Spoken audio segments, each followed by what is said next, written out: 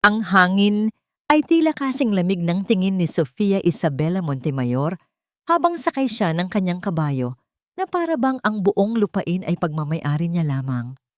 Ang kanyang damit ay pinong-pino. Ang kanyang buhok ay nakapusod na parang isang reyna. Hawak niya ang renda na parang hawak niya ang mundo. Handa nang pasunurin ito sa kanyang kagustuhan. Ngunit ang mundong hawak niya ay biglang nawalan ng kontrol. Isang ugat ng puno ang hindi niya napansin at ang kabayo ay natisod. Sa isang iglap, ang marangyang paglalakbay ay nauwi sa isang nakakabinging pagbagsak. Bumagsak si Sofia, hindi sa malambot na damuhan, kundi sa isang malaking putikan sa gilid ng daan. Ang kanyang mamahaling damit ay nabalot ng madumi at malagkit na putik. Napasinghap siya, hindi dahil sa sakit, kundi dahil sa kahihiyan. Naramdaman niya ang pag-akyat ng init sa kanyang mukha, hindi dahil sa araw, kundi dahil sa galit. Walang hiya.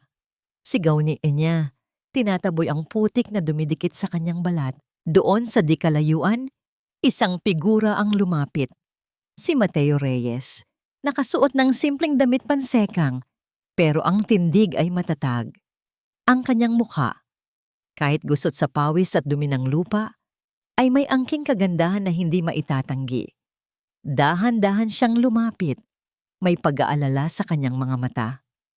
"Miss, ayos lang po ba kayo?" tanong niya. Ang boses ay mahinahon, ngunit may bahid ng pag-aalala. Hindi ito ang inaasahan ni Sofia. Inaasahan niya ang paghanga o kaya'y takot, hindi ang pag-aalala mula sa isang magsasaka. "Lumayo ka!" sigaw ni Sofia. Ang boses ay nanginginig sa galit at pagkasuklam. "Huwag mo akong lalapitan, marumi ka. Hindi mo alam kung sino ang kinakausap mo." Tinitigan siya ni Mateo, isang tingin na tila sinusuri ang lahat ng nasa kanya. Nawala ang pag-aalala sa kanyang mukha, napalitan ng malamig na pagtatasa. "Pasensya na, miss," sabi niya. Ang tono ay nagbago, naging formal, halos walang emosyon. "Hindi ko alam na ang ganitong klase ng tao ay naglalakad sa aming lupain." Naglakad palayo si Mateo. Iniwan si Sofia na nakalubog sa putikan, kasama ang kanyang galit at ang kahihiyan. Nang makauwi siya, ang kanyang mga kasambahay ay nagmamadaling naglinis sa kanya. Ngunit kahit ang pinakamalinis na tubig ay hindi makapagtanggal sa dumi na nararamdaman niya sa kanyang kalooban. Narinig niya ang boses ng kanyang ama, si Don Ricardo, sa telepono. Malungkot, puno ng pangamba. "Mga utang, kailangan nating masalba ang lahat." Naramdaman ni Sofia ang paglamig ng kanyang dibdib. Hindi niya maintindihan ang mga salitang iyon, ngunit alam niyang may mali. May malaking mali. At habang hinuhubad niya ang basang damit, narinig niya ang mahinang bulong ng kanyang ama mula sa kabilang silid. Isang bulong na tila humahabol sa kanya. "Kailangan nating masalba ang lahat." Nakatanaw si Don Ricardo sa malawak na taniman ng tubo. Ngunit ang mga ito'y hindi na nagbibigay sa kanya ng kapanatagan. Ang dating lunti ang mga dahon ay tila naninilaw sa kanyang paningin, sumasalamin sa unti-unting pagkupas ng kanyang pag-asa. Isang mabigat na buntong hininga ang kumawala sa kanyang dibdib. Ang lupain na ito, ang bunga ng pawis at dugo ng kanyang ama, ay ngayon ay tila nasa bingit ng pagkawala. Naalala niya ang panahon na kapareho nito ang kondisyon noon. Ang hirap na pinagdaanan nila, ang pagkalugi na halos bumura sa pangalan ng Montemayor sa industriya. Kung hindi dahil sa isang kaibigan, isang hindi inaasahang tulong mula sa isang taong hindi niya inaasahan. Marahil, wala na sila ngayon. "Sino ka ba talaga?" bulong niya. Ang mukha ay puno ng pasasalamat at pagtataka sa taong iyon, na hanggang ngayon ay nanatiling lihim ang pagkakakilanlan. Ang tanging alam niya ay ang pangalang ginagamit nito sa mga transaksyon at ang malaking kapital na ibinuhos nito para lamang mailigtas ang kanilang taniman. Isang investor na mas pinili ang katahimikan kaysa sa pagkilala. Ama, napalingon si Don Ricardo. Si Sofia, nakatayo sa may pintuan ng kanyang maliit na opisina sa gitna ng bukid. Ang mukha ay nagsisimula nang magpakita ng pagkayamot. Ano na naman yon, anak? Mahinang tanong ni Don Ricardo. Pilit na iniiwasan ang titig nito. Ama, kailan pa ba ako magsisimulang mamuhay na tulad ng dati? Ang mga kaibigan ko, lahat may mga bagong sasakyan, mga bagong gamit. Ako, eto pa rin. At saka, ano ba itong sinasabi mong kailangan kong matuto? Matuto saan? Sa paghuhukay? Hindi niya napansin ang pait sa boses ng kanyang ama. Nagbuntong hininga muli si Don Ricardo. Paano niya ipapaliwanag sa anak niya ang katotohanan? Paano niya sasabihin na ang lahat ng kanilang kinagisnan ay maaaring mawala anumang oras? Sofia, simula ni iyak mo. Uli, ang boses ay seryoso. May mga bagay sa buhay na hindi nasusukat sa halaga ng mga gamit. May mga bagay na mas mahalaga kaysa sa pagiging in. Kailangan mong matutunan ang halaga ng paggawa, ng pagpapahalaga sa bawat taong nagpapagal sa lupang ito. May mga aral na dito mo lamang matututunan. Nakita ni Don Ricardo ang pagtataka at pagkayamot sa mukha ng kanyang anak. Ngunit hindi niya ito masisi. Lumaki itong nakakubli sa kanilang dating yaman. Pagkatapos umalis ni Sofia, bumalik ang tingin ni Don Ricardo sa bukid. May isang sasakyan na papalapit. Isang ordinaryong pickup. Bumaba mula rito ang pamilyar na figura. Don Ricardo, bati ng lalaki. Ang boses ay mahinahon. Ito si Mateo Reyes. Mateo, salamat sa pagpunta, sabi ng matanda. Tumayo at lumapit. Kumusta ang mga pananim sa kabilang bahagi? Maayos naman po, Don Ricardo. Pero may napansin lang po akong kaunting peste sa ilang puno malapit sa ilog. Nagpatuloy sila sa paglalakad, nag-uusap tungkol sa mga pananim, sa panahon, sa mga hamon ng pagsasaka. Habang naglalakad, nakita ni Don Ricardo ang paggalang at pagmamalasakit sa mga mata ni Mateo para sa lupang ito. Pagmamalasakit na wala si Sofia. Nang magpaalam na si Mateo, tinawag ito ni Don Ricardo. Mateo, salamat sa lahat. Ngumiti lang si Mateo, isang ngiti na tila nagtatago ng napakaraming bagay. Walang anuman po, Don Ricardo. Nandito lang naman ako para tumulong. Habang papalayo ang sasakyan ni Mateo, napaisip si Don Ricardo. Sana ay maintindihan ni Sofia ang kahalagahan ng pagtulong, ng pagmamalasakit. Sana ay hindi niya pagkamalan na kaaway ang taong nagliligtas sa kanilang lahat. Hindi ko makaya to, Ama. Umalingaungaw ang boses ni Sofia mula sa malayo, may halong pagkayamot at paghihirap. Napabuntong hininga si Don Ricardo. Alam niyang hindi ito magiging madali para sa kanyang anak. Ngunit kailangang maramdaman niya ang bigat ng lupaing minana niya. Kailangang makita niya ang hirap ng mga taong pinagmumulan ng kanilang yaman. Kailangan mo, Sofia, kahit isang araw lang, para maintindihan mo, mahinang sabi niya, bago tumalikod at naglakad patungo sa kanyang opisina. Ang init ng araw ay tila pinapasan niya sa kanyang balikat. Dumiretso si Sofia sa gitna ng bukid, suot ang pinakamahal niyang gardening gloves at isang sombrero na nagsisilbing proteksyon sa araw. Ang kanyang mga mata ay nakapako sa lupang nasa harapan niya, na parang ito ang kanyang pinakamalaking kaaway. Ang bawat damo ay tila isang insulto sa kanyang pagkababae. Saan na naman ba yung lalaking yun? Tanong niya sa isang kasambahay na naglilinis ng mga kagamitan. Nasa bandang timog na bahagi po, binibining Sofia. Nagtuturo daw po sa mga bagong trabahador. Napakunot ang noo ni Sofia. Nagtuturo? Sino ang tinutukoy nito? At bakit siya kailangang turuan ng isang magsasaka? Naglakad siya patungo sa direksyon na sinabi, ang bawat yabag niya ay may kasamang pag-aalangan.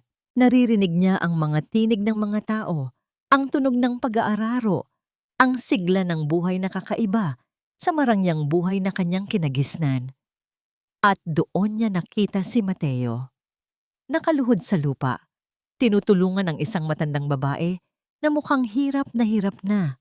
Ang kanyang mga kamay, na tila dapat ay puno ng lupa, ay malumanay na inaayos ang mga tanim. Ang kanyang mukha, na dating sinumpa ni Sofia, ay ngayon ay puno ng pasensya at kabutihan. Ganito po yan, Aling Nena, sabi ni Mateo. Ang boses ay malambot. Huwag pong masyadong idiin. Dahan-dahan lang. Naramdaman ni Sofia ang kakaibang pagbilis ng kanyang puso. Hindi niya maintindihan. Hindi niya gusto ang nararamdaman niya. Lumapit siya. Ang kanyang pagdating ay nagdulot ng katahimikan. Tumingin sa kanya si Mateo. Isang tingin na walang bakas ng pagkayamot na nakita niya noon. May pagtataka, oo. Pero meron ding pagkilala. Ikaw na naman, sabi ni Sofia. Pilit na ibinabalik ang dati niyang pagiging mataray. Ikaw ba ang magtuturo sa akin? Tumayo si Mateo. Pinagpag ang alikabok sa kanyang pantalon. Kung iyon ang gusto ng inyong ama, Bini, handa akong tumulong. Simulan mo na, sabi ni Sofia, iniangat ang kanyang baba. Pero huwag mo akong titingnan na parang awatawad ka. Hindi ko kailangan ng awa mo. Nagsimula silang magtrabaho. Si Sofia, sa kabila ng kanyang pagtutol, ay napilitang sumunod sa mga utos ni Mateo. Ang bawat galaw niya ay pinipilit niyang gawin ng tama. Kahit na ang kanyang mga kamay ay nagsisimula ng mamaga at ang kanyang likod ay sumasakit. Huwag pong masyadong madiin, Bini, sabi ni Mateo, nang makita niyang halos mapunit na ni Sofia ang isang puno. Dahan-dahan lang, kailangan ng pagmamahal ang bawat halaman. Pagmamahal? Sa putik na to, bulong ni Sofia, ngunit ginawa niya ang sinabi ni Mateo. Sa bawat pagtuturo ni Mateo, sa bawat sandali na magkasama sila sa ilalim ng araw, may kakaibang nararamdaman si Sofia. Isang paghanga sa dedikasyon ni Mateo. Isang pagkilala sa kanyang lakas at kabutihan. At unti-unti, ang dati niyang pagkamuhi ay napapalitan ng isang komplikadong damdamin na hindi niya kayang pangalanan. Nang magtatapos ang araw, nakaupo si Sofia sa tabi ng isang puno. Pagod na pagod, ngunit may kakaibang kapayapaan. Nakita niya si Mateo, nakausap ang matandang si Aling Nena. Tumatawa sila. Ang simpleng eksena na yon ay tila tumago sa puso niya. Hindi ko alam kung ano ang nangyayari sa akin, sabi niya sa sarili. Naiintindihan mo na ba ngayon, Bini? Mahinang tanong ni Mateo. Lumapit sa kanya nang hindi ito nagugulat. Napatingin si Sofia sa kanya. Maintindihan ng ano? Ang halaga ng bawat butil ng lupa. Ang halaga ng bawat pawis na ibinubuhos dito. Ang halaga ng pagmamahal na kailangan ng lahat.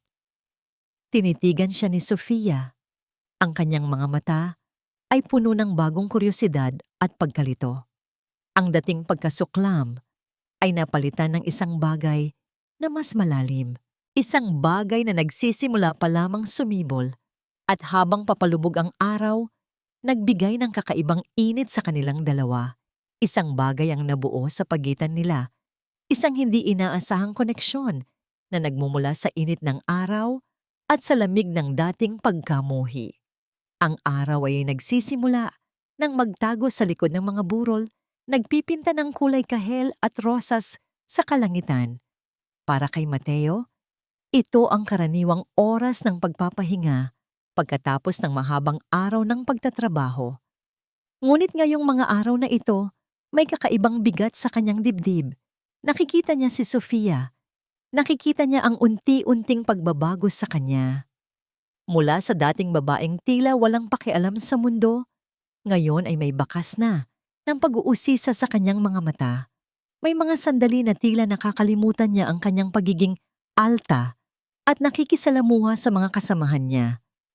Ngunit kasabay ng pag-asa na ito, mayroon ding lumalaking pag-aalala. Isang anino ang palaging nakabantay. Si Eduardo Santos, ang manager ng kanilang pamilya. Ang lalaking tila laging nasa paligid, nagmamasid, nagtatanong. Kanina lang, habang nag-uusap sila ni Don Ricardo tungkol sa mga pananim, hindi niya maiwasang marinig ang mga tanong ni Eduardo tungkol sa mga papeles ng utang. Mga tanong na hindi naman dapat ikabahala ng isang manager ng taniman. Mga tanong na tila mas malalim pa ang ibig sabihin. Don Ricardo, kumusta na po ang mga papeles para sa bagong loan? Kailangan na po kasi nating masettle ang mga suppliers bago matapos ang buwan. Sabi ni Eduardo. Ang boses ay magalang, ngunit may pilit na pagkaapura. Kaunti na lang, Eduardo. Inaayos na ni attorney. Sagot ni Don Ricardo. Tila ba may itinatago? Naramdaman ni Mateo ang pag-igting ng panga niya. Alam niyang si Don Ricardo ay nahihirapan at alam niyang ang mga tanong ni Eduardo ay hindi dahil sa pagmamalasakit. May iba itong balak. Mamaya-maya, habang nagpupulot ng mga nahulog na tubo, napadaan si Eduardo. Ngumiti ito kay Mateo, isang ngiting hindi umabot sa kanyang mga mata. Reyes, mukhang masipag ka ngayon ah. Hindi tulad ng dati na puro ka lang trabaho sa bukid. Sabi nito, may bahid ng pangungutya. Hindi sumagot si Mateo. Pinagpatuloy lang ang ginagawa. Alam mo, bagay kayong dalawa ni Binibining Sofia. Dagdag pa ni Eduardo na tila nagbabakas sakali. Pareho kayong may angking tapang. Siguro nga, may mga bagay na pinagtagpo talaga kayo. Napatigil si Mateo. Tumingin siya kay Eduardo. Ang mga mata nito ay tila sinusuri siya. Nagbabasa ng kanyang iniisip. Hindi ko po alam ang ibig niyong sabihin, Ginoong Santos. Mahinang sagot ni Mateo. Trabaho ko lang po ang ginagawa ko. Ah, oo naman. Trabaho lang, sabi ni Eduardo. Tumawa ng bahagya. Pero minsan, sa trabaho mo rin nagmumula ang mga hindi inaasahan, di ba? Umalis si Eduardo. Iniwan si Mateo na may mas mabigat na iniisip. Ang pagiging malapit ni Sofia sa kanya, ang pagbabago nito, ay hindi lamang nakikita ng mga manggagawa. Ito rin pala ay napapansin ng ibang tao. At alam ni Mateo na si Eduardo ay hindi nagtatanong ng walang dahilan. Habang naglalakad si Mateo pauwi sa maliit na kubo na tinitirhan niya sa gilid ng taniman, patuloy niyang pinag-iisipan ang mga salita ni Eduardo.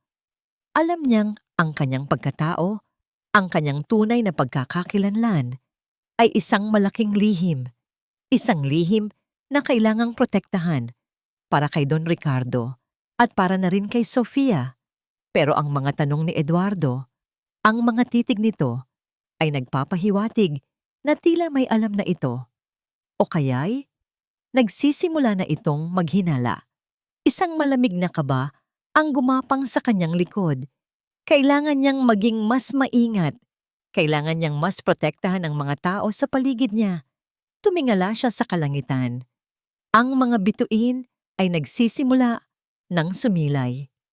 Isa-isang kumikislap, parang mga matang nagmamasid. Sana, bulong niya sa hangin, hindi pa huli ang lahat. Ang araw na yon ay nagsimula tulad ng dati para kay Sofia. May mga utos mula sa kanyang ama, mga trabahador na kailangang kausapin, mga tanong na kailangan niyang sagutin. Ngunit may kakaiba. May isang dokumento na nakapatong sa mesa ng kanyang ama. Hindi niya napansin dati. Isang makapal na folder na may nakasulat na mga kasunduan. Lihim na investor. Kinutya niya ang sarili. Investor? Sino pa bang ibang investor kung hindi ang mga kumpanyang nais makipag-partners sa kanila? Ngunit ang salitang lihim ang nagpatigil sa kanya.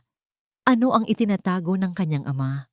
Nang iwanan ng kanyang ama ang opisina, para dumalo sa isang pagpupulong. Hindi napigilan ni Sofia ang kanyang sarili. Hinawakan niya ang folder. Bumigat ito sa kanyang kamay. Dahan-dahan niyang binuklat. Ang mga pahina ay puno ng mga numero, mga pirma, mga legal na termino na hindi niya lubos maintindihan. Ngunit ang isang pangalan ay paulit-ulit na lumilitaw. Mateo Reyes. Hindi ito ang pangalan ng isang ordinaryong magsasaka. Ito ang pangalan na nakalagay sa mga kontrata bilang pangunahing nagpapautang, bilang tagapagligtas ng kanilang mga lupain. Ito ang pangalan na nasa likod ng lahat ng mga transaksyon na nagpapanatili sa kanilang pamilya sa kanilang kasalukuyang estado. Nanginginig ang kanyang mga kamay habang binabasa niya ang mga detalye. Ang lahat ng ito, ang lahat ng pagod, ang lahat ng hirap na nakikita niya sa mga mata ni Mateo, ang lahat ng simpleng pamumuhay nito ay isang kasinungalingan? Hindi. Hindi ito kasinungalingan. Ito ay isang pagtatago. Narinig niyang bumukas ang pinto. Si Don Ricardo. Natigilan ito nang makita si Sofia na hawak ang folder. Ang mukha nito ay namutla. Sofia, anak. Ama, mahinang sabi ni Sofia, ang boses ay basag. Tumingala siya sa kanyang ama. Ang mga mata ay puno ng libo-libong katanungan at sakit. Sino si Mateo Reyes? Bakit pangalan niya ang nakalagay dito? Bakit siya ang nagligtas sa atin? Hindi makasagot si Don Ricardo. Nakita ni Sofia ang pag-aalangan at pagod sa mukha ng kanyang ama. Alam mo na ba, Sofia? Tanong ng ama. Ang boses ay pagod na pagod. Na siya ang tunay na may-ari ng lahat ng ito? Na siya ang lihim na investor na tumulong sa akin noon pa man? Parang bumagsak ang mundo ni Sofia. Si Mateo. Ang magsasakang kanyang kinutya, inalipusta ay ang taong nagligtas sa kanilang pamilya. Ang taong nagmamay-ari ng lahat ng ito, ang taong niloko niya. Hindi ko makapaniwala. Bulong niya. Habang ang mga luha ay nagsimulang tumulo sa kanyang mga pisngi. Kailangan kong makausap siya. Dali-daling lumabas si Sofia ng opisina. Iniwan ang kanyang ama na nakatayo roon, puno ng pagsisisi. Hinanap niya si Mateo sa bukid. Nakita niya itong nag-aayos ng mga tubo sa malapit sa ilog. Mateo. Sigaw niya, ang boses ay nanginginig. Napalingon si Mateo. Nakita nito ang umiiyak na mukha ni Sofia, ang lalim ng sakit sa mga mata nito. Nakita nito ang folder na hawak nito. Alam na nito. Naglakad si Sofia palapit sa kanya. Ang bawat hakbang ay tila may bigat ng mga kasinungalingan na nabunyag. Ikaw? Sabi niya. Ang boses ay halos hindi marinig. Lahat ng ito, sa'yo. Tumangulang si Mateo. Ang kanyang mga mata ay puno ng lungkot. Oo, Sofia. Ako. Bakit hindi mo sinabi? Tanong ni Chinya. Ang mga luha ay patuloy na dumadaloy. Bakit mo hinayaan na naapihin kita ng ganito? Bakit mo hinayaan na ituring kitang parang wala lang? May mga dahilan, Sofia. Mahinang sagot ni Mateo. Ang kanyang tinig ay puno ng pait. Mga dahilan na kailangan kong gawin para sa ama mo at para sa iyo. Para sa akin? Tumawa si Sofia, isang tawang puno ng sakit. Hindi ko kailangan ng ganitong tulong. Hindi ko kailangan ng awa mo. Naglakad siya palayo, hindi makatingin kay Mateo. Ang lahat ng kanyang paniniwala, ang kanyang pagkatao ay gumuho. Ang lalaking kinamuhian niya ay ang lalaking dapat sana niyang pinahalagahan. At ang lalaking pinagkatiwalaan niya noon pa man, ang kanyang ama, ay may itinatagong lihim na nagpabago sa lahat. Sofia, hintay! Sigaw ni Mateo. Ngunit hindi ito lumingon. Naiwan si Mateo na nakatayo roon. Pinagmamasdan ang papalayo na figura ni Sofia. Ang puso niya'y dinudurog ng bawat patak ng luha na nahuhulog mula sa mga mata nito. Alam niyang ang pagbubunyag na ito ang simula ng mas masakit na pagsubok. At sa unang pagkakataon, naramdaman niya ang bigat ng pagmamahal na ito. Ang pagmamahal na nagbubunyag ng katotohanan, kahit na ito pa ang pinakamasakit. Ang mga araw pagkatapos ng pagbubunyag ay tila mga taon para kay Sofia. Nakakulong siya sa kanyang silid. Ang mga kurtina ay nakasarado, tinatanggihan ang liwanag ng araw at ang pag-asa na dala nito. Ang bawat sulok ng kwarto ay tila nagpapaalala sa kanya ng kanyang katangahan, ng kanyang pagiging mapagmataas. Naaalala niya ang mga salita ni Mateo. Ang kanyang mga mata na puno ng sakit noong sinabi niyang may dahilan siya. Ngunit hindi niya ito maintindihan. Hindi niya kayang tanggapin. Ang pakiramdam ng pagkakanulo mula sa lalaking akala niya ay simpleng magsasaka at mula sa kanyang sariling ama ay bumabalot sa kanya na parang isang mabigat na kumot. Bakit mo nagawa sa akin to, Mateo? Mahina niyang tanong sa hangin habang nakayakap sa kanyang mga tuhod. Bakit mo hinayaan na isipin kong kasinungalingan ng lahat? Isang katok sa pinto ang pumutol sa kanyang pagmumuni-muni. Hindi siya sumagot, ngunit nagpatuloy ang pagkatok, mas malakas na ngayon. Sofia, anak, buksan mo naman. Narinig niya ang tinig ng kanyang ama, ngunit hindi siya gumalaw. Pagkaraan ng ilang sandali, narinig niya ang isa pang tinig. Isang pamilyar na tinig, puno ng pag-aalala. Binibining Sofia, ako po ito, si Eduardo Santos. Nandito po ako para makibalita. Napatigil si Sofia, si Eduardo, ang lalaking tila laging naroon para sa kanya, kahit na hindi niya ito masyadong napapansin noon. Nang marinig niyang papalayo ang mga yabag, biglang may nagtulak sa kanya. Ang pagiging mag-isa, ang sakit, ang pakiramdam na wala siyang mapagkakatiwalaan. Kailangan niya ng kausap. Dahan-dahan niyang binuksan ang pinto. Nakita niya si Eduardo na nakatayo roon. May dalang isang maliit na buke ng mga bulaklak. Binibini Sofia, sabi ni Eduardo. Ang muka ay puno ng pag-aalala. Nabalitaan ko po ang nangyari. Nakakalungkot po talaga. Pinapasok ni Sofia si Eduardo sa kwarto. Umupo sila at nagsimulang magsalita si Eduardo. Hindi tungkol sa pagiging may-ari ni Mateo, hindi tungkol sa mga utang, kundi tungkol sa pagiging biktima niya. Alam niyo po, Binibini, matagal ko nang nakikita ang ginagawa ni Mateo. Mula pa noong una siyang nagpakita dito bilang isang kasamahan sa bukid. Sabi ni Eduardo, ang boses ay mababa at tila nag-aalangan. Ano ang ibig mong sabihin? Tanong ni Sofia. Ang kanyang interes ay nabuhayan. Masyado siyang mapagmataas. Kahit na simple lang siyang trabahador, alam mong mas mataas ang tingin niya sa sarili niya.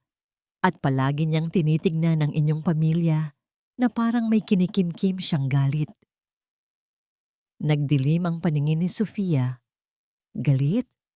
Oo, mayroon siyang nakikita dati, ngunit hindi niya akalain na ganun pala kalalim.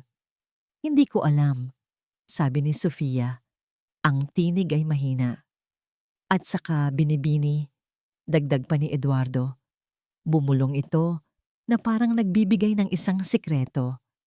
Narinig ko mismo ang usapan nila ng abogado niya. Tungkol sa pagkuha ng lahat. Sabi niya, sa akin na ang lahat at wala kayong magagawa.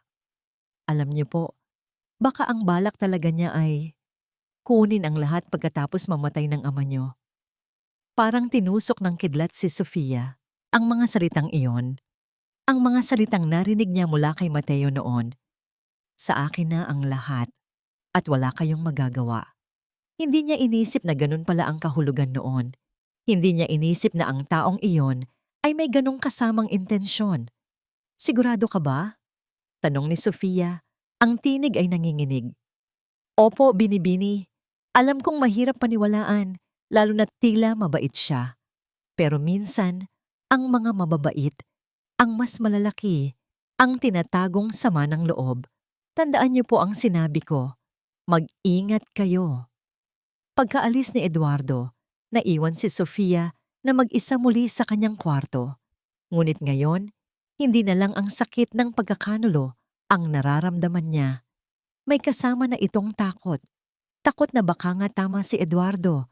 Takot na baka ang lalaking minsan na niyang nahalata ang kabutihan ay isang halimaw na nagpapanggap. Tiningnan niya ang mga bulaklak na iniwan ni Eduardo sa kanyang mesa. Ang mga ito'y tila mas makabuluhan na ngayon. Hindi lang mga bulaklak, kundi isang paalala na may mga taong nagmamalasakit sa kanya na handang magbigay ng babala. Ngunit sa kaibuturan ng kanyang puso, isang maliit na tinig ang bumubulong. Isang tinig na nagsasabing hindi lahat ay tulad ng sinasabi ni Eduardo. Isang tinig na nagpapaalala sa kanya sa kabutihan ni Mateo. Ngunit ang takot ay mas malakas at ang sakit. Ang umaga ay dumating na puno ng dilim para kay Mateo. Kahit ang sikat ng araw ay hindi makalusot sa makapal na ulap na bumabalot sa kanyang puso. Pagkagising niya, agad niyang tinungo ang opisina ni Don Ricardo. Isang pakiramdam ng masamang pangitain ang bumabalot sa kanya. Pagbukas niya ng pinto, isang eksena ng kaguluhan ang sumalubong sa kanya. Mga papeles na nagkalat sa sahig, mga kasambahay na nagmamadaling nagliligpit. At si Don Ricardo, nakahandusay sa kanyang silya, ang muka ay maputla, halos walang buhay. Don Ricardo, sigaw ni Mateo, sabay takbo palapit sa matanda. Naramdaman niya ang mahinang pulso nito. Mabilis niyang tinawag ang doktor. Habang hinihintay ang pagdating ng doktor, dumating si Sofia. Ang mga mata nito ay namumula, puno ng bakas ng pag-iyak at pagod. Ngunit sa pagkakita nito kay Mateo na malapit sa kanyang ama, ang mga mata nito ay nagbago, nag-aapoy sa galit. Ikaw! Sigaw ni Sofia, ang boses ay nanginginig. Tumakbo ito palapit kay Mateo. At sa harapan ng mga nag-aalalang manggagawa at ng papasok na doktor, ay hinawakan nito ang balikat ni Mateo at inalog ito ng malakas. Ikaw ang may gawa nito, hindi ba? Ano pa bang gusto mong kunin sa amin? Pati ba naman ang buhay ng ama ko? Sofia, hindi. Hindi ako. Pilit na sabi ni Mateo. Tinatangkang abutin ng kamay ni Sofia. Ngunit umiwas ito na parang tinatamaan ng apoy. Huwag mo akong hawakan! Sigaw ni Sofia. Tinulak si Mateo palayo. Sinabi na ni Eduardo sa akin, narinig ko kayo noon. Gusto mong makuha ang lahat. Ngayon, nakuha mo na. Napuno ng pagkalito ang mukha ni Mateo. Si Eduardo? Ano ang kinalaman ni Eduardo dito? At paano niya narinig ang usapan nila? Kailan? Napasigaw ang doktor, kailangan na nating dalhin ang matanda sa ospital. Habang inaalalayan ng mga doktor si Don Ricardo, nagkatinginan si Mateo at Sofia. Sa mga mata ni Sofia, wala nang bakas ng pag-asa o pag-ibig. Tanging galit, sakit, at pagtataksi lang naroon. Naramdaman ni Mateo ang pagbagsak ng kanyang mundo. Hindi lang ang kalusugan ni Don Ricardo ang nawala, kundi pati na rin ang anumang tsansa na maayos ang lahat kay Sofia. Ang mga salita ni Eduardo, ang mga narinig daw ni Sofia, lahat iyon ay tila nagtulak sa kanila sa pinakamalalim na bangin. Sofia, makinig ka sa akin, desperadong sabi ni Mateo, ngunit umiiling si Sofia. Tumalikod at tumakbo palabas ng opisina. Sumusunod sa ambulansya. Naiwan si Mateo sa gitna ng kaguluhan, ang mga papeles na nagkalat sa sahig, ang mga bulungan ng mga tao, ang kawalan ng pag-asa sa hangin. Tumingin siya sa kawalan, ang lahat ng kanyang pinaghirapan, ang kanyang pagtitiis, ang kanyang plano. Lahat ay tila naglaho na parang bula. Napaluhod si Mateo sa gitna ng opisina.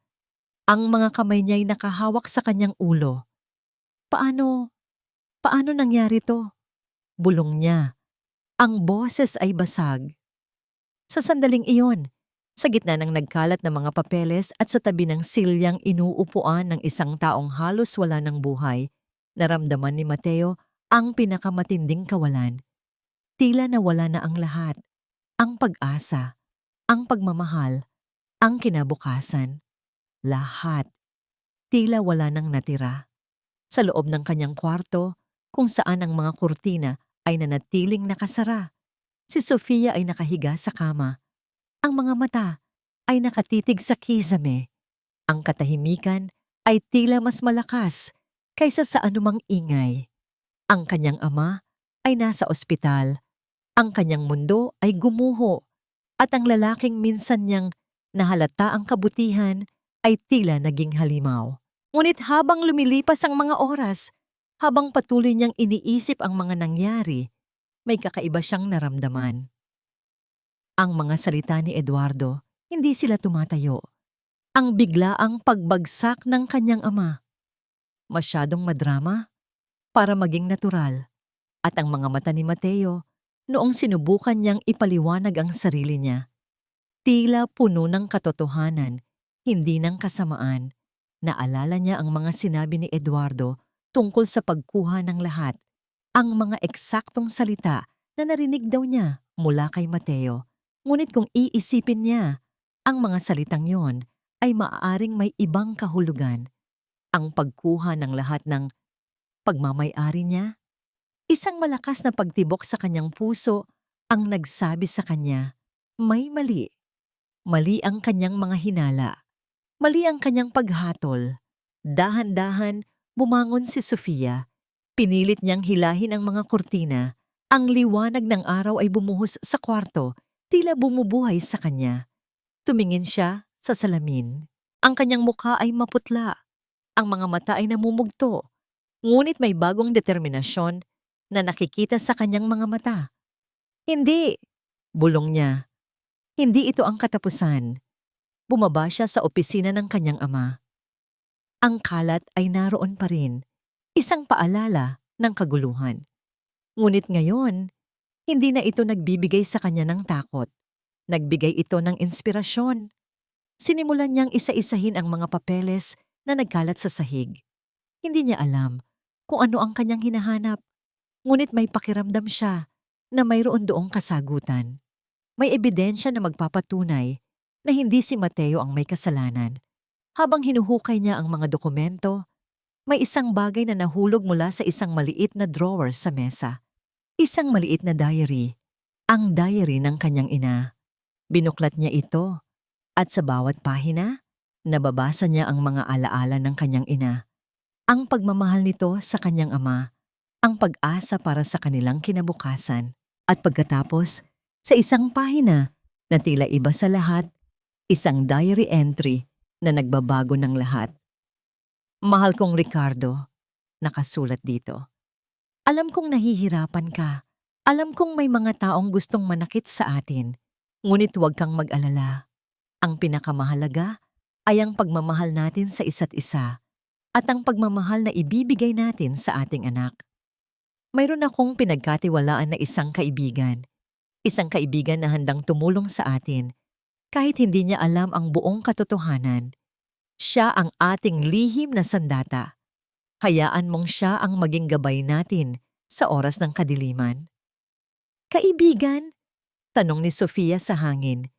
Sino ang tinutukoy ni nanay? At pagkatapos, sa huling pahina, isang pangalan. Isang pangalan na kilala niya. Isang pangalan na hindi niya inaasahan.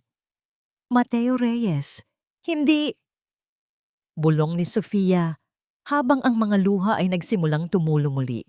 Ngunit ngayon, ito'y luha ng pagkaunawa at pag-asa. Hindi siya ang kalaban. Mabilis niyang kinuha ang kanyang cellphone. Ang mga kamay niya'y nanginginig. Ngunit ang kanyang desisyon ay matatag. Kailangan niyang makausap si Mateo. Kailangan niyang humingi ng tawad. Kailangan niyang tulungan ito. Tinipe niya ang numero ni Mateo. Ang numerong hindi niya ginamit mula pa noong araw na yon. Habang nagriring ang telepono, naramdaman niya ang isang malakas na pagtibok sa kanyang dibdib. Ito na ang simula ng pagbangon. Ito na ang simula ng pagtutuwid ng mga mali. Ang malaking conference room ng isang respetadong law firm ay puno ng mga tao. Nandoon ang mga abogado, ang ilang piling opisyal ng gobyerno na inimbitahan, at ang ilang piling empleyado ng Montemayor Estate. Sa harap, nakaupo si Sofia Isabela Montemayor. Hindi na ang dating mapagmataas na dalaga, kundi isang babaeng puno ng determinasyon. Sa tabi niya, tahimik ngunit matatag, ay si Mateo Reyes. Sa kabilang banda ng mesa, nakaupo si Eduardo Santos. Ang mukha ay tila natutuwa. Hindi alam ang nalalapit na pagbagsak. Magandang umaga sa lahat. Simula ni Sofia, ang kanyang boses ay malinaw at matatag. Nandito tayo ngayon dahil sa isang mahalagang bagay, ang paglalantad ng katotohanan. Ngumisi si Eduardo. Katotohanan? Binibining Sofia, hindi ko alam kung ano ang pinaggagawa niyo dito. Kung tungkol pa rin ito sa mga imahinasyon mo tungkol kay Mateo, pag-usapan natin ito sa pribado. Ngumiti lang si Sofia. Ginoong Eduardo, hindi ito imahinasyon. Ito ay katotohanan. At ang katotohanang iyon ay nagsimula noong unang beses mong tinulungan ng aking ama sa kanyang mga problema sa pananalapi. Tumingin si Mateo kay Sofia, isang maliit na tango ng pag-aproba. Narinig niyo po ang aming ama, tita. Sabi ni Sofia, tumingin sa isang matandang babae na kasama ng abogado. Siya po ang abogado ng aking ina noon at siya rin ang nag-iingat ng mga lihim ng aming pamilya. Tama ka, Sofia, sabi ng abogado. Tumango. At kasama ng mga lihim na iyon ay ang katotohanan na si Ginoong Mateo Reyes ang tunay na may-ari ng Montemayor Estate. Hindi dahil sa siya ay nagpautang lang, kundi dahil ang kanyang pamilya ang orihinal na nagmamay-ari ng lupain na ito. Bago pa man ito mapunta sa pamilya ng iyong ama, Don Ricardo. Napakunot ang noo ni Eduardo. Hindi ito ang inaasahan niya. At hindi lang yan, dagdag ni Mateo. Humakbang pasulong. Alam mo, Eduardo, matagal ko nang alam ang mga ginagawa mo. Ang pagmamanipula mo sa mga papeles, ang pagpapalaki ng utang ni Don Ricardo, ang pagpapalaganap ng mga kasinungalingan tungkol sa pagkalugi ng estate. Ginawa ko lahat ng ito para protektahan ang aking pagkatao at para bigyan ng pagkakataon si Don Ricardo na itama ang lahat. Ngunit nagkamali ako sa iyo. Ipinakita ni Mateo ang isang maliit na recorder. At ang lahat ng iyong mga pag-amin, ang iyong mga plano, ay narinig namin. Salamat sa pagkakataon na binigay mo sa akin, Eduardo, para mailantad ang iyong tunay na pagkatao. Pinindot ni Mateo ang play button. Narinig sa buong silid ang tinig ni Eduardo na nagsasabi ng mga plano nito na manipulahin ang mga papeles. Balak na kunin ang lahat ng lupain sa sandaling mawala si Don Ricardo at ang pagpapanggap na nag-aalala para kay Sofia. Nanlaki ang mga mata ni Eduardo. Napuno ng takot ang kanyang muka. Hindi totoo yan. Sigaw niya, tumayo mula sa kanyang upuan. Kasiraan lang yan. Ngunit huli na, dumating ang mga pulis na inimbitahan ng abogado, kasama ang iba pang mga opisyal. Ginoong Eduardo Santos, sabi ng isang pulis, lumapit sa kanya. Kailangan ka naming samahan para sa mga katanungan. Napuno ng pait ang mukha ni Eduardo habang inaalalayan siya ng mga pulis palabas ng silid. Ang kanyang mga plano, ang kanyang kasakiman, ay natapos sa isang iglap. Napatingin si Mateo kay Sophie, may ngiti sa kanilang mga labi. Hindi ngiti ng tagumpay, kundi ng pagkakaisa. Nagtagumpay tayo. Mahinang sabi ni Mateo. Oo, sagot ni Sofia. Tumingin sa kanya. Ang mga mata ay puno ng paghanga at pasasalamat. Nagtagumpay tayo dahil nagtiwala ako sa iyo.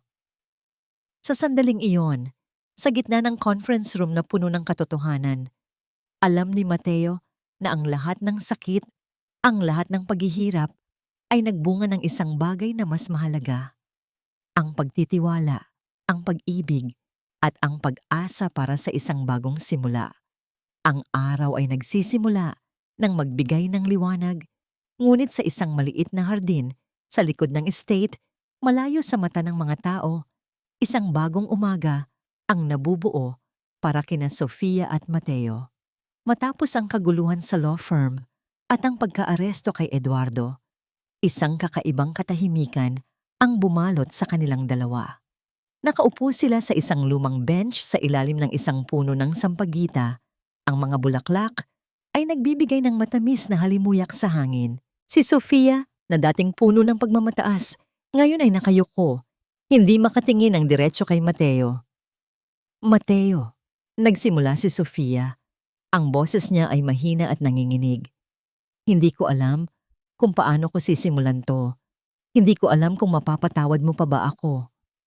Huminga ng malalim si Mateo. Alam niyang ito ang pinakamahalagang sandali. Sa mga nagdaang linggo, patuloy ni Sofia ang mga luha ay nagsimulang tumulo sa kanyang pisngi. Naramdaman ko ang lahat. Ang sakit ng pagkakanulo, ang kahihiyan, ang takot, at lahat yun ay dahil sa aking mga kamalian, dahil sa aking pagiging mapagmataas, sa aking pagiging bulag. Tumingin siya kay Mateo. Ang mga mata ay puno ng sinseridad. Nagtulak ako ng mga kasinungalingan. Nagpadala ako sa mga salita ng taong gusto lang tayong paghiwalayin. Sinaktan kita, Mateo. Sinaktan ko ang ama ko. At sinaktan ko ang aking sarili. Ang bawat salita ay tila isang malakas na hampas sa puso ni Mateo. Ngunit nakikita niya ang katotohanan sa mga mata ni Sofia. Nakikita niya ang pagbabago na hindi lamang sa panlabas, kundi sa kaibuturan ng kanyang pagkatao. Patawarin mo ako, Mateo. Bulong ni Sofia, habang patuloy ang pagtulo ng kanyang mga luha. Alam kong hindi sapat ang mga salita, pero ito lang ang kaya kong ibigay ngayon. Patawarin mo ako sa lahat ng sakit na naidulot ko sa iyo. Nagkaroon ng mahabang katahimikan. Tanging ang huni ng mga ibon at ang amoy ng sampagwita ang maririnig. Tinitigan ni Mateo si Sofia. Ang dating babaeng gusto niyang iwasan, ang babaeng kinamuhian niya, ay ngayon ang babaeng nagpapalambot sa kanyang puso. Naalala niya ang lahat ng pinagdaanan nila. Ang mga asaran, ang mga hidwaan, ang mga sandali ng pagtutulungan. Nakita niya ang pagbabago sa kanya, hindi lang sa pagpapahalaga sa trabaho, kundi pati na rin sa pagtingin sa mga tao sa paligid niya.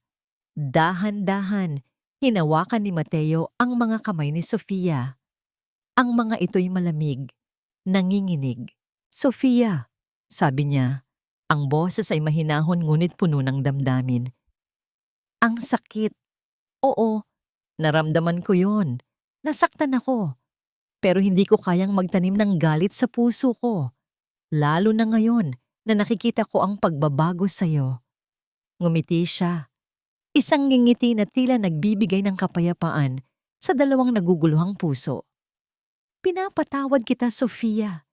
Hindi lang dahil sa sinabi mo, kundi dahil nakita ko ang katotohanan sa iyong mga mata. Nakita ko ang tunay mong puso. Napatingin si Sofia kay Mateo. Ang mga mata ay puno ng pag-asa. Pero, dagdag ni Mateo, ang kanyang ngiti ay lumawak. Hindi ito magiging madali. Marami pa tayong kailangang ayusin. Marami pa tayong kailangang patunayan. Hindi lang sa ating mga sarili, kundi pati na rin sa mga taong nagtiwala sa atin. Tumango si Sofia, hawak pa rin ang mga kamay ni Mateo. Alam ko, at handa ako. Handa akong gawin ang lahat. Kasama ka. Sa sandaling iyon, sa gitna ng tahimik na hardin, sa ilalim ng mga bulaklak ng sampagita, isang bagong simula ang nabuo. Isang simula na hindi nakabase sa mga kasinungalingan o pagpapanggap, kundi sa katotohanan, pagpapatawad, at isang pag-ibig na nagsimulang mamulaklak mula sa mga abo ng sakit at pagkalito. Ang Montemayor Estate ay hindi na ang dating lugar na puno ng tensyon at pagkakawatak-watak. Ngayon, ang hangin ay tila mas magaan, ang mga ngangiti ay mas totoo, at ang pag-asa ay masidhi. Ang mga anino ng nakaraan ay unti-unting naglalaho, napapalitan ng liwanag ng isang bagong simula. Sa gitna ng malawak na taniman ng tubo, kung saan dating naganap ang maraming hidwaan, nakatayo sina Sofia at Mateo. Hindi na sila ang dating mga tao na nagkakilala sa ilalim ng mapait na mga pangyayari. Si Sofia, hindi na ang mayabang na dalaga, kundi isang babaeng may malalim na pangunawa at puso para sa mga taong naglilingkod sa kanila. Si Mateo, hindi na ang nagtatagong may-ari, kundi isang pinuno na may malasakit at pagmamahal sa kanyang mga tao at sa babaeng kanyang pinili. Naisip mo ba noon, Mateo, na darating tayo sa ganito? Tanong ni Sofia. Habang hawak ang kamay ni Mateo, ang kanilang mga mata ay nakatingin sa papalubog na araw. Ngumiti si Mateo. Hindi ko inasahan, pero alam ko, sa kaibuturan ng puso ko na may mas magandang darating, kailangan lang nating malampasan ang mga pagsubok. At nalampasan natin? Sagot ni Sofia. Dahil sa'yo.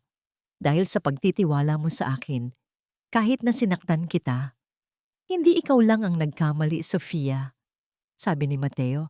Hinaplos ang pisngi nito. Lahat tayo ay may mga pagkakamali. Ang mahalaga ay kung ano ang ginagawa natin pagkatapos.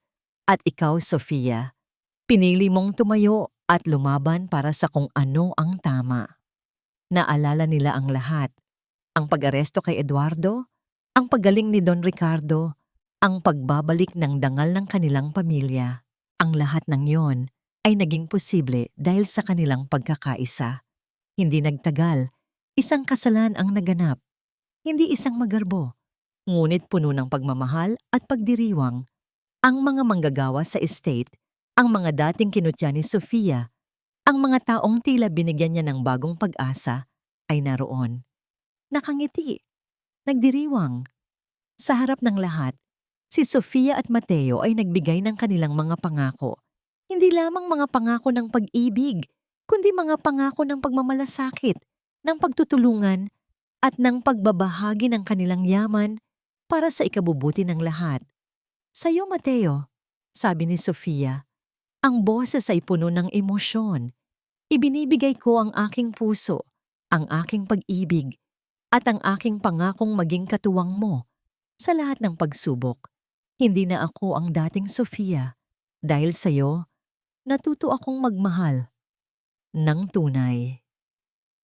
At sa'yo, Sofia, sagot ni Mateo, ang kanyang mga mata ay nagniningning. Ibinibigay ko ang aking pangako na alagaan ka, protektahan ka, at mahalin ka habang buhay. Kasama ka. Alam kong kayang-kaya nating baguhin ang mundong ito simula dito sa ating lupain. Naghalikan sila. Isang halik na puno ng pag-asa, ng pagpapatawad, at ng pangako ng isang magandang kinabukasan. Makalipas ang ilang taon, ang Montemayor Estate ay hindi na lamang isang lugar ng agrikultura. Ito ay naging isang komunidad. Sa pamumuno nina Sofia at Mateo, nagtayo sila ng mga paaralan para sa mga bata, ng mga klinik para sa mga nangangailangan, at ng mga programa na nagbibigay ng pagkakataon sa bawat isa. Isang araw, habang sila'y naglalakad sa kanilang lupain, nakita nila ang mga batang tumatakbo, tumatawa, naglalaro. Nakita nila ang mga magsasakang masaya at produktibo. Nakita nila ang bunga ng kanilang pinagsamang pagsisikap. Kita mo, Mateo, sabi ni Sofia, nakayakap sa kanya. Hindi pala ang laki ng lupain ang sukatan ng yaman. Nasa puso pala ng tao ang tunay na kayamanan. Tama ka, mahal ko, sabi ni Mateo. Hinaplos ang kanyang pisngi. At ang pinakamalaking yaman natin ay ang pagmamahal na ito. at ang pag-asa na nabuo natin para sa lahat. Sa paglubog ng araw nakatayo sila roon magkasama, hindi lamang bilang mag-asawa, kundi bilang dalawang taong naglakbay mula sa kadiliman patungo sa liwanag. Ang kanilang pag-ibig na nagsimula sa poot at pagdududa ay naging isang simbolo ng pagbabago, ng pagpapatawad at ng kapangyarihan ng tunay na pagmamahal na lumalampas sa anumang uri ng pagkatao o yaman.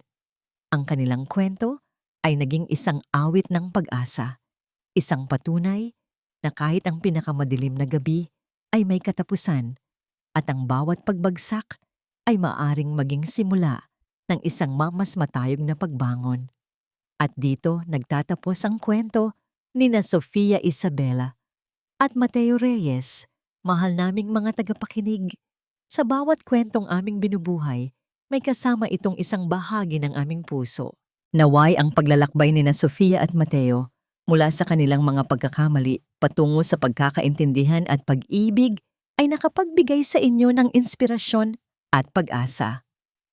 Ang bawat kwento ay isang salamin ng ating mga sariling karanasan, ang ating mga pagsubok, ang ating mga aral, at ang walang hanggang kapangyarihan ng pagpapatawad at pag-ibig na siyang nagpapagaling at nagpapatibay sa atin. Sana'y naantig namin ang inyong mga puso sa bawat kabanata, sa bawat pighati, at sa bawat saya na kanilang naranasan. Nais naming pasalamatan kayo mula sa kaibuturan ng aming pagkatao sa inyong walang sawang pakikinig at pagtangkilik. Ang inyong presensya ang nagbibigay sa amin ng lakas upang patuloy na lumikha at magbahagi ng mga kwentong puno ng damdamin at kabuluhan. Naway ang mensahe ng pag-asa, ng kakayahan nating magbago, at ng tunay na pag-ibig na lumalampas sa anumang hadlang ay manatili sa inyong mga puso. Lubos kaming nagpapasalamat sa inyong pakikinig. Inaasahan namin ang inyong mga saloobin at komento. Ibahagi ninyo sa amin kung ano ang inyong naramdaman.